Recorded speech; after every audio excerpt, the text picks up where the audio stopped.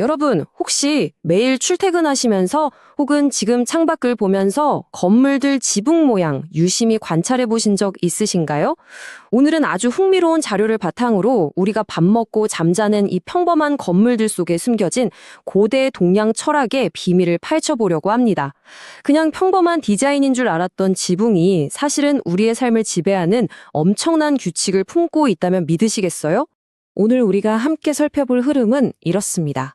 첫 번째, 세상의 논리인 음양부터 시작해서요. 두 번째, 자연과 함께 살아가는 풍수. 세 번째, 오늘의 핵심이죠. 집의 하늘이 되는 지붕. 그리고 마지막으로 스카이라인과 현대의 풍수까지 쫙 한번 훑어보겠습니다. 거대한 우주의 법칙이 어떻게 우리 집 지붕까지 좁혀지는지 바로 확인해 보시죠. 자, 그럼 바로 첫 번째 주제, 음양, 세상의 논리로 들어가 보겠습니다. 보통 음양이라고 하면 뭔가 좀 미신 같기도 하고 도사님들이 산속에서 수련하실 때 쓸 법한 그런 신비주의적인 느낌이 먼저 드시죠. 그런데 오늘 살펴볼 자료에서는 이걸 완전히 다르게 설명합니다. 음양은 마법이 아니에요. 오히려 고대인들이 복잡한 세상을 이해하기 위해 만든 아주 철저하고 합리적인 분류 시스템이라는 거죠. 하늘과 땅, 높은 것과 낮은 것. 이렇게 세상을 서로 밀어내면서도 뗄 수 없는 상호 보완적인 짝으로 나눠서 보는 일종의 고대 버전 데이터 분류법인 셈입니다. 본격적으로 한번 파고 들어볼까요? 거대한 하나의 원, 태극에서 시작해서 음과 양으로 딱 나뉘고 이게 다시 그 유명한 목, 화, 토, 금수, 즉 오행으로 뻗어나갑니다. 이 구조를 보면요, 단순히 개념을 반으로 뚝 자른 게 아니에요. 서로 에너지를 불어넣어주는 상생, 그리고 서로를 견제하는 상극. 이 엄청나게 정교하고 체계적인 네트워크를 이루고 있다는 게 핵심입니다. 우주 만물이 돌아가는 알고리즘을 이 도식 하나에 꽉 눌러 담은 거죠. 이게 좀 너무 추상적으로 들리신다면 우리가 매년 겪는 사계절을 떠올려 보세요. 확 와닿으실 겁니다. 봄에 새싹이 트고 여름에 무성하게 자라나는 것. 이건 밖으로 막 뻗어나가는 양의 기운이죠. 반대로 가을에 낙엽이 지고 겨울에 꽁꽁 얼어붙으면서 웅크리는 건? 맞습니다. 안으로 수축하는 음의 기운이에요.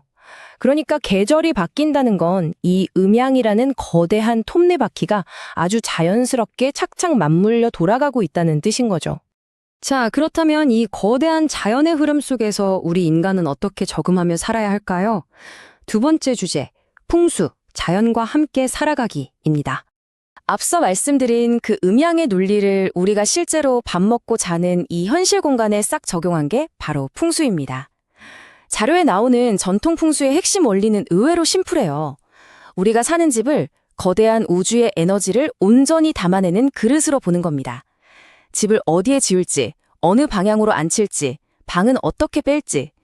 이게 그냥 보기 좋으려고 하는 게 아니라 계절의 변화, 즉 음양의 기운과 완벽한 밸런스를 맞추기 위한 엄청나게 치밀한 계산이라는 거죠. 자연의 기운이 막힘없이 흐르도록 집을 세팅하는 기술, 그것이 풍수입니다. 여기서 오늘 해설에 진짜 하이라이트가 등장합니다. 세 번째 주제, 바로 지붕, 집의 하늘이 되다입니다.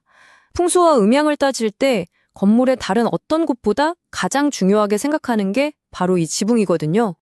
왜 그렇게 지붕에 집착할까요? 여기서 아주 중요한 핵심 개념이 하나 나옵니다. 바로 천원지방.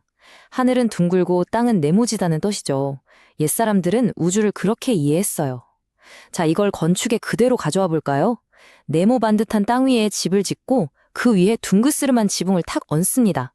그럼 어떻게 되죠? 네, 이 지붕이 그 집에 사는 사람들에게는 그 자체로 하나의 작은 하늘이 되는 거예요. 지붕은 단순한 뚜껑이 아니라 집안의 작은 우주를 완성해주는 진짜 하늘인 겁니다. 요즘 현대 건축에서 지붕하면 그냥 비 오면 비 막아주고 눈 오면 눈 막아주는 곳 이렇게 기능적으로만 생각하잖아요.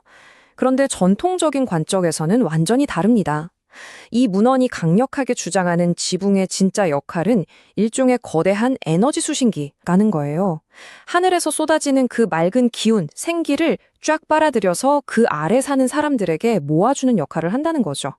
우뚝 솟은 지붕 형태 자체가 하늘의 에너지를 적극적으로 빨아들이는 안테나였던 셈입니다. 자, 그럼 이쯤에서 궁금해지실 겁니다. 에이, 그건 다 옛날 한옥 지을 때 이야기 아니야? 천만의 말씀입니다. 네 번째 주제, 스카이라인과 현대의 풍수를 통해 이 고대의 지혜가 오늘날의 삐까뻔쩍한 거대 도시를 어떻게 움직이고 있는지 보시죠. 지금 보시는 이 기가 막힌 풍경 바로 중국 상하이의 화려한 스카이라인입니다. 그런데 빌딩들 꼭대기를 한번 유심히 보세요. 평범한 평지붕이 아니라 하나같이 화려한 왕관이나 뾰족한 탑 같은 독특한 지붕들을 이고 있죠. 자료에 따르면 이게 절대 우연이 아닙니다.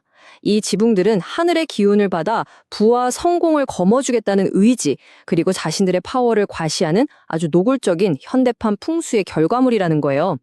전 세계 최고의 자본가들이 모이는 곳에서 풍수를 이렇게 적극적으로 쓰고 있다는 거 정말 시사하는 바가 크지 않습니까? 반면에 우리 주변에 흔히 보이는 지붕이 쫙 평평하게 깎인 이른바 상향갑 빌딩들 있죠?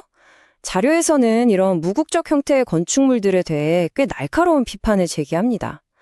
공간의 효율성이나 물질적인 이익만 쫓다 보니까 정작 사람들을 하나로 묶어주고 하늘의 기운을 모아주는 지붕 본연의 역할을 잃어버렸다는 거예요.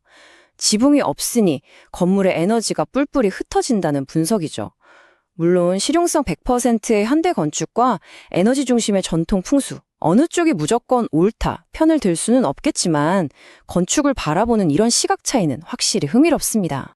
그런데 여기서 이 자료가 아주 재미있는, 어쩌면 살짝 도발적인 화두를 하나 던집니다.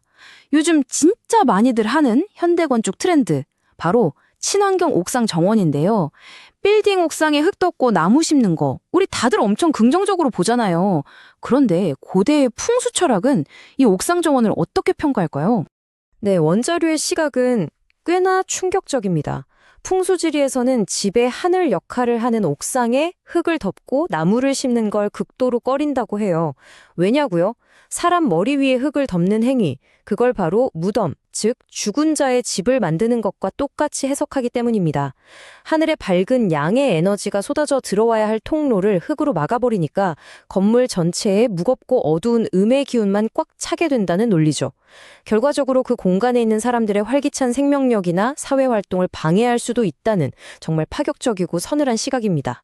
자, 음양의 원리부터 풍수, 그리고 지붕에 숨겨진 힘까지 쭉 한번 살펴봤는데요. 어떠셨나요?